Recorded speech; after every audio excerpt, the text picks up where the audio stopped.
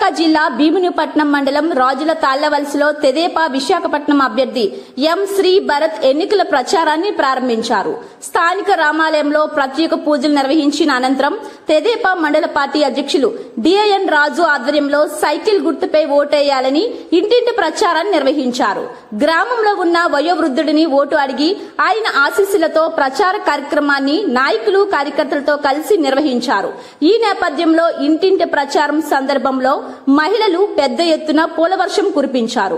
హారతులతో స్వాగతం పలికారు. ఎన్నికల మేనిఫెస్టో సూపర్ 6 ను ప్రతి ఒక్క మహిళకు సవివరంగా వివరిస్తూ తెదేపా జనసేన కూటమికి ఓటేయాలని అభ్యర్థించారు.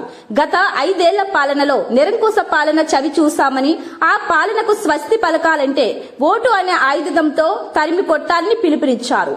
ఈ కార్యక్రమంలో స్థానిక నాయకులతో పాటు నియోజకవర్గ నాయకులు పెద్ద ఎత్తున పాల్గొన్నారు.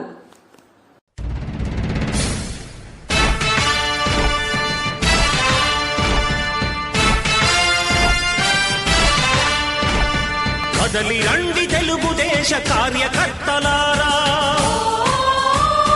త్యాగాలకు వెనుదీయని దేశభక్తులారా. కదలి రండి తెలుగుదేశ కార్యకర్తలారా, త్యాగాలకు వెనుదీయని దేశభక్తులారా. నందమూరి ఆశయ రథ సారథ్యం మీదే, చంద్రబాబు స్వర్ణాంధ్రకు నిర్మాతలు మీరే.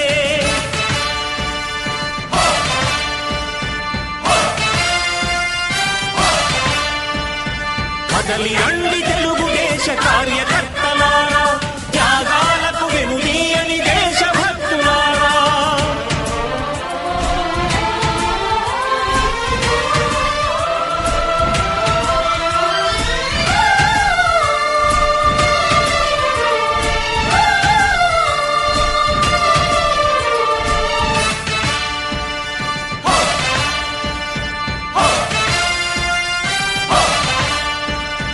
పార్టీకే అంకితమై పనిచేసే మీరు దేశంలో నిలిపారు మన పార్టీ పేరు. మారుమూల గ్రామమైన మహానగరమైన బాధ్యతతో క్రమశిక్షణతో మెలిగారు. ఆశయాలు పండించే జీవనదులు మీ సేవలు, మీరే మన రాష్ట్ర ప్రగతి సౌధానికి పునాదులు. అణుశక్తికి కోటి రెట్లు మీ శ్రమ శక్తి, ప్రజలకు చేకూర్చనుంది సుఖము శాంతి. నందమూరి ఆశయ రథ సారథ్యం మీదే, చంద్రబాబు స్వర్ణాంధ్రకు నిర్మాతలు మీరే. పగలురే ఈ పార్టీకై కృషి చేసి మీరు ఎన్నెన్నో విజయాలను సాధించారు. ఎండనక వాననక క్షణం విశ్రమించక గుండెను జెండాను చేసి ఎగరేశారు. మీ అందరి సహకారం మరువలేనిదేనాడు, మీ ఐకమత్య బలం సాటిలేనిదీనాడు.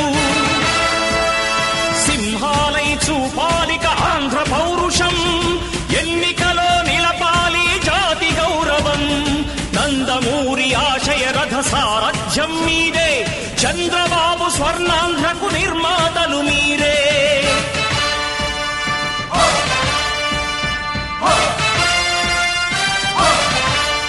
ప్రాణాలను ధారపోసి ప్రగతి కొరకు మీరు ప్రజల గుండెలో పార్టీ ప్రతిష్ట పెంచారు.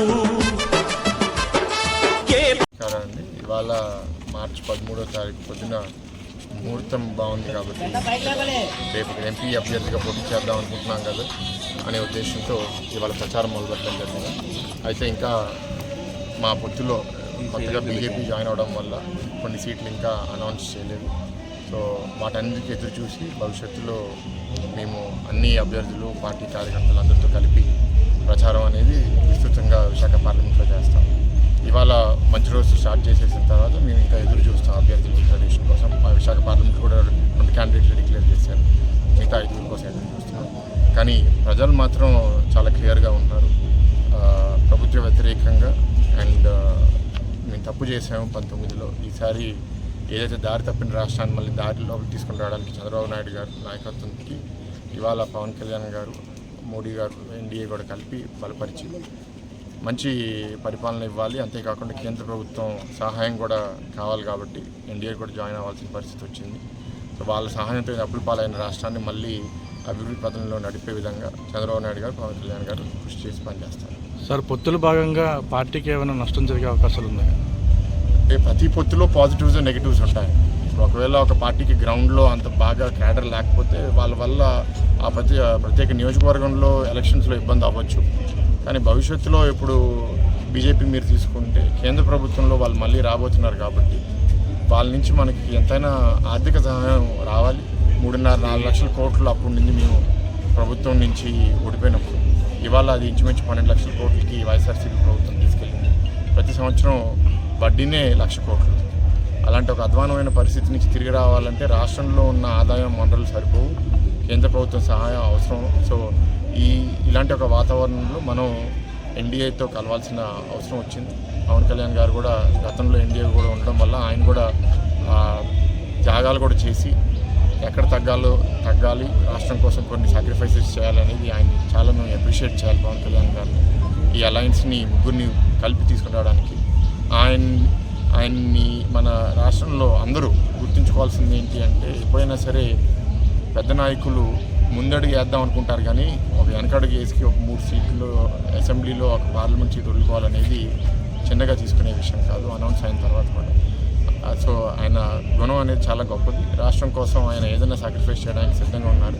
అలాంటి నాయకులు రాష్ట్రానికి అవసరం. సార్, పొత్తుల్లో భాగంగా వర్గపూర్ అనేది ఏర్పడుతుంది అంటే ఏదండి? వర్గపూర్ సార్, పొత్తుల్లో భాగంగా వర్గపూర్ టికెట్ ఎప్పుడైనా ఉంటుంది కదండి. ఇప్పుడు తెలుగుదేశం పార్టీ ఇక్కడ డామినెంట్ పార్టీగా 40 ఏళ్ళ నుంచి పనిచేస్తుంది కాబట్టి మాకు ప్రతి నియోజకవర్గంలో ఎమ్మెల్యేగా పోటీ చేసి గెలిచే సత్తా ఉన్న నాయకులు మనకు ప్రతి నియోజకవర్గంలో ఉన్నారు. సో ఇప్పుడు పొత్తులో కొన్ని సీట్లు పోగొట్టుకున్నప్పుడు తప్పకుండా అది వస్తుంది. జనసేన పార్టీలో కూడా అన్ని నియోజకవర్గాల్లో కాకపోయినా కొన్ని నియోజకవర్గాల్లో బలమైన అభ్యర్థులు ఉన్నారు. బీజేపీకి ఇంకా తక్కువ. కానీ అందరినీ మనం క్యారీ చేసుకోవాల్సిన అవసరం ఉంది, సాక్రిఫైసెస్ చేయాల్సిన అవసరం ఉంది.